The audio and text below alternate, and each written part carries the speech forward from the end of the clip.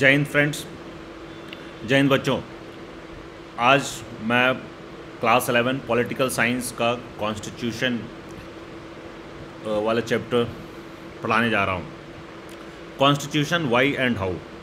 सो ये बहुत ही इम्पॉर्टेंट टॉपिक है, not only for class 11th and 12th, for any competitive exam, SSC, state PCS, UPSC की तैयारी करना चाह रहे हैं अगर भविष्य में, या अगर आप कर रहे हैं और आपको फाउंडेशन बिल्ड करना है तो कॉन्स्टिट्यूशन तो सब आप सब लोग जानते हैं कि ये बहुत ही इम्पॉर्टेंट टॉपिक है और इसके कॉन्सेप्ट्स क्लियर होने बहुत ज़रूरी है। अगर आप भारत के नागरिक हैं तो भारत की संविधान अच्छे तरीके से आपको समझ में आना चाहिए। सो एक जागरूक नागरिक के एस्पेक्ट में भी देखा जाए तो आपको संविधान की अच्छी सी समझ होनी चाहिए। फर्स्ट चैप्टर जो इसमें हम पढ़ने जा रहे हैं वो है कॉन्स्टिट्यूशन वाई एंड हाउ, क्यों और कैसे।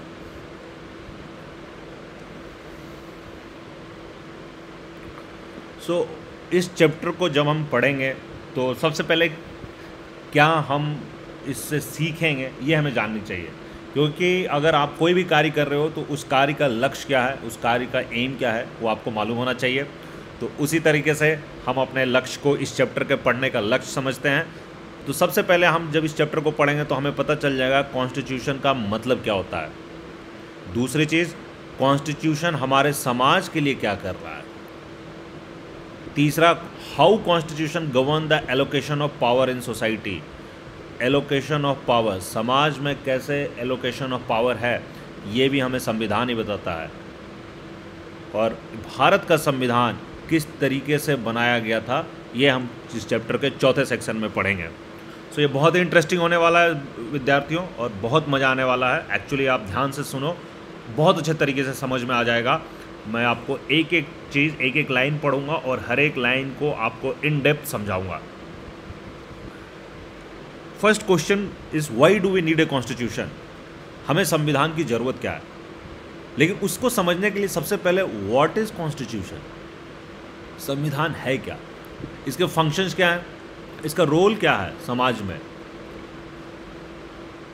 एंड ये हमारे डेली की ज़िंदगी में कॉन्स्टिट्यूशन कैसे रिलेट करता है।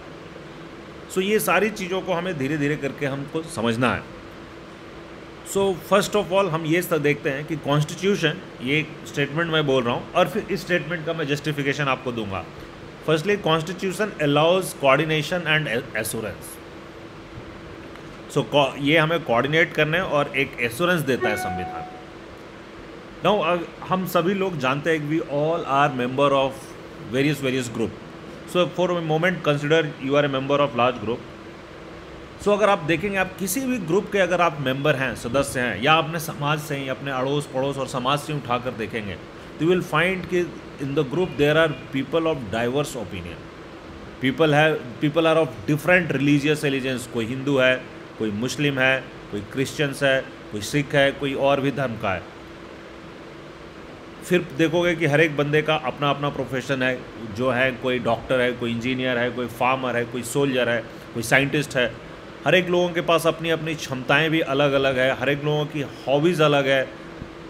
हर एक लोगों का क्या पढ़ना है, कौन सी बुक्स देखनी है, कौन से फिल्म देखने हैं, इन सब का अलग अलग डाइवर्स लोग हैं, अलग अलग सोच रखते हैं और सब लोग एक डाइवर्स ओपिनियन रखते हैं। Not only this, opinion only नहीं, अगर आप देखोगे फाइनेंशियल स्टेटस, तो कोई समाज में बहुत रईस है, कोई बहुत गरीब है, कुछ लोग बूढ़े हैं, कुछ यंग हैं, तो old age, young age. So you will find that a society consist of most diverse group. तो ये बहुत ही डाइवर्स होता है। और अगर इनके हर एक बंदे का अगर आप ओपिनियन चेक करना चाहेंगे तो दैट ऑल्सो विल रियलाइज कि एवरीबडी हैज़ डिफरेंट ओपिनियन। कितनी प्रॉपर्टी होनी चाहिए, बच्चों को स्कूल भेजना कंपलसरी होना चाहिए, पेरेंट्स को डिसाइड करना चाहिए या कि बच्चे स्कूल जाएंगे नहीं जाएंगे, कौन से स्कूल जाएंगे, क्या पढ़ेंगे, हमारे समाज में सेफ्टी एंड सिक्योरिटी पे कितना खर्च होना चाहिए, हमारे पास ज़्यादा पार्क्स होने चाहिए, ज़्यादा स्कूल्स होने चाहिए, या ज़्यादा फार्म हाउस होने चाहिए। ये सारे बहुत सारे डाइवर्स क्वेश्चंस हैं। So if you come to all this things if you notice all these things, then you will find that there is a lot of diversity, but even then this group of people are living together, and not only living together, they are dependent upon each other. वो एक दूसरे पे आश्रित है, and एक दूसरे से उनको हर एक चीज़ों में कॉपरेशन की ज़रूरत होती है. शादी है, विवाह है, स्कूल जाना है, कोई भी काम है, खेल कूद है, तो कॉपरेशन की ज़रूरत है. So you will notice that people of different thought process, people of different mindset, people of different upbringing, different economical status, different social status, different age group, different gender, but all people of this diverse plethora of diversity के साथ भी ये लोग एक साथ रह रहे हैं, एंड एक दूसरे पर डिपेंडेंट भी है और एक दूसरे को कॉपरेट भी कर रहे हैं. So how is it happening? That's the question comes in your mind. So ये तभी पॉसिबल है जब कोई एक बेसिक रूल हो समाज को चलाने का. मैं बच्चों आप लोगों को एग्जांपल से दिखाता हूँ. आप लोग सभी अलग अलग, कोई आर्ट्स सब्जेक्ट पसंद करते हैं, कोई साइंस सब्जेक्ट पसंद करते हैं, कोई कॉमर्स सब्जेक्ट पसंद करते हैं, कोई खेलने में ज़्यादा इंटरेस्टेड है, कोई मैथ्स में ज़्यादा इंटरेस्टेड है, कोई पढ़ना ज़्यादा पसंद कर रहा है, कोई मूवी देखना ज़्यादा पसंद कर रहा है, कोई लड़ाई झगड़े करना भी पसंद कर रहा है, किसी को कटरीना कैफ पसंद है, किसी को आलिया भट्ट पसंद है, तो किसी को ऋतिक रोशन पसंद है, तो किसी को शाहिद कपूर पसंद है. बट ये आप सब लोगों का एक डिफरेंट पसंद है, नापसंद है, अपना एक ओपिनियन है, और आप लोग डिफरेंट बैकग्राउंड से आते हैं. बट उसके बाद भी आप लोग सारे एक साथ स्कूल आते हैं, टाइम पे आते हैं, मॉर्निंग प्रेयर के पहले आ जाते हैं, एंड देन हर एक पीरियड के बाद दूसरे पीरियड, जब पहली पीरियड अगर हिस्ट्री की है तो आप हिस्ट्री पढ़ रहे हैं, दूसरी पीरियड अगर मैथ्स की है तो आप मैथ्स पढ़ रहे हैं. तो आप लोग एक रूटीन फॉलो कर रहे हैं. लंच टाइम जो रिसेस टाइम है उसमें रिसेस फॉलो कर रहे हैं, एंड देन छुट्टी होती है तभी आप अपना घर जा रहे हैं, और बनी हुई है कि आप कौन से बस से जाएंगे, कौन अपने साधन से जाएगा, और अगर उसमें भी जाएगा तो ये इलाके के बच्चे इस बस से जा रहे हैं. ये सो आप even if you are not noticing, but it your subconscious level आप समझ रहे हो कि आप एक छोटा से छोटा इंसान, एक बड़ा से बड़ा इंसान, कोई भी हो, वो कहीं ना कहीं जिस समाज में रह रहा है, जिस तरीके में रह रहा है, वो कुछ बेसिक रूल से बंधा हुआ है. आप लोग भी अपने स्कूल में एक बेसिक रूल से बंधे हुए हैं. सो अगर ये बेसिक रूल नहीं हो तब तो फिर ये अस्त व्यस्त हो जाएगा, ये दुनिया ही त्रस्त हो जाएगी. बट ये बेसिक रूल कैसे आएगा?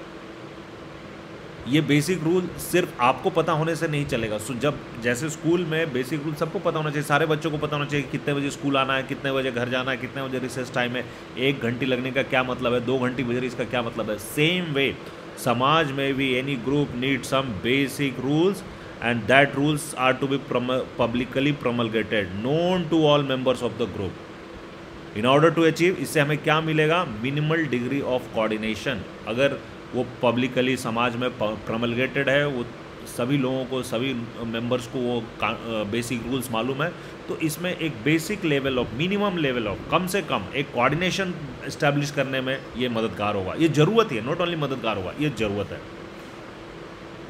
बट सिर्फ जानकारी होने से ही ज़रूरत है. क्या ये रूल की जानकारी सबको हो जाए तो सफिशिएंट है? No, they must also be enforceable. मतलब ये रूल सबको मानना ही पड़ेगा. ये बेसिक रूल कोई नहीं मानेगा तो ऐसा नहीं एक्सेप्टेड होगा. उसको it should be enforceable by law. If citizens have no assurance that others will follow these rules, they will themselves have no reason to follow this. अगर सिटीजन को, नागरिकों को लगेगा कि अरे यार बाकी लोग तो ये रूल फॉलो करेंगे नहीं, तो फिर वो बंदा भी रूल नहीं फॉलो करेगा. So there has to be assurance that others will follow these rules, and then only वो पर्सन ही himself will also follow these rules. Saying that the rules are legally enforceable, I told you, legally enforceable by law. कानूनी तरीके से उसको enforceable होगा कि जो ये बेसिक रूल नहीं मानेगा उसको कानूनी तरीके से सज़ा दी जाएगी, या कानूनी तरीके से एक प्रावधान होगा कि उसको कैसे हैंडल करना है. एंड दिस लीगल, चूँकि ये लीगली इन्फोर्सेबल है, ये एक एश्योरेंस देता है सभी लोगों को that others will also follow this rules. और अगर वो नहीं फॉलो करेंगे तो संवैधानिक कानूनी तरीके से वो they will be punished if they do not do so. अगर वो नहीं फॉलो करते हैं तो इन सब चीज़ों को पढ़ने के बाद हमें संविधान का जो पहला काम है वो उस पर अब हम आते हैं. तो ये सोसाइटी में जो बेसिक रूल जो चाहिए, ये बेसिक रूल कहाँ से आ रहा है? सोसाइटी में ये बेसिक रूल संविधान देता है. So the first function of the constitution is to provide a set of basic rules. ये एक सेट ऑफ बेसिक रूल्स देता है कॉन्स्टिट्यूशन हमारे समाज को, दैट अलाउ फॉर किस चीज़ के लिए, minimal coordination amongst the member of society. ये डिटेल में रूल नहीं बना रहा, संविधान में ये हर एक चीज़ नहीं लिखा हुआ है, संविधान में हर एक चीज़ लिख भी नहीं सकते क्योंकि हर कदम कदम पे रूल्स चाहिए। लाइक फॉर एग्जांपल अगर आप मूवी देखने जा रहे हैं तो आपका एक रूल है कि भाई आप अपने सीट, जो आपको सीट नंबर मिला आप उसी सीट पे बैठेंगे।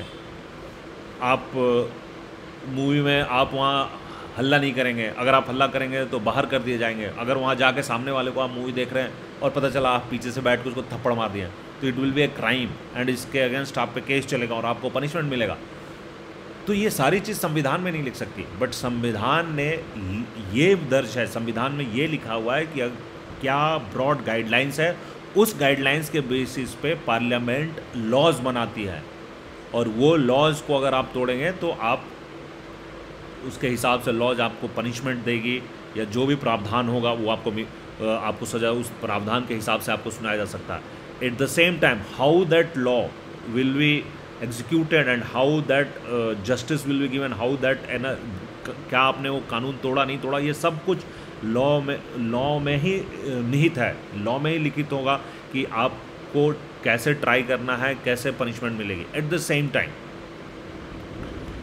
संविधान में सब कुछ लिखा नहीं जा सकता, बट संविधान जो ब्रॉड दायरा खींचता है पार्लियामेंट उसी के तहत कानून बना सकता है। और जब कानून बन गया उसके बाद जो डिफरेंट बॉडी है, जैसे कानून के तहत सीबीएसई बनी, सीबीएसई के अंडर आपका स्कूल आता है और आपके स्कूल ने अपना एक फर्दर बेसिक गाइडलाइंस बना रखा या स्मॉल अपने लेवल पे स्कूल के रूल्स बने, रूल्स एंड रेगुलेशंस बने हुए, आपके स्कूल डायरी में लिखा हुआ होता है। तो ये इसका क्या हुआ है, ये हर चीज़ संविधान में लिखी जा सकती है, बट रूल्स एंड रेगुलेशन आपके स्कूल डायरी में है। जो स्कूल डायरी आपका स्कूल जो है सीबीएसई से रेगुलेटेड है, सीबीएसई एक एक्ट के तहत बनी हुई है, वो एक्ट जो है वो कॉन्स्टिट्यूशन के प्रोविजंस के तहत बनी हुई है। नाउ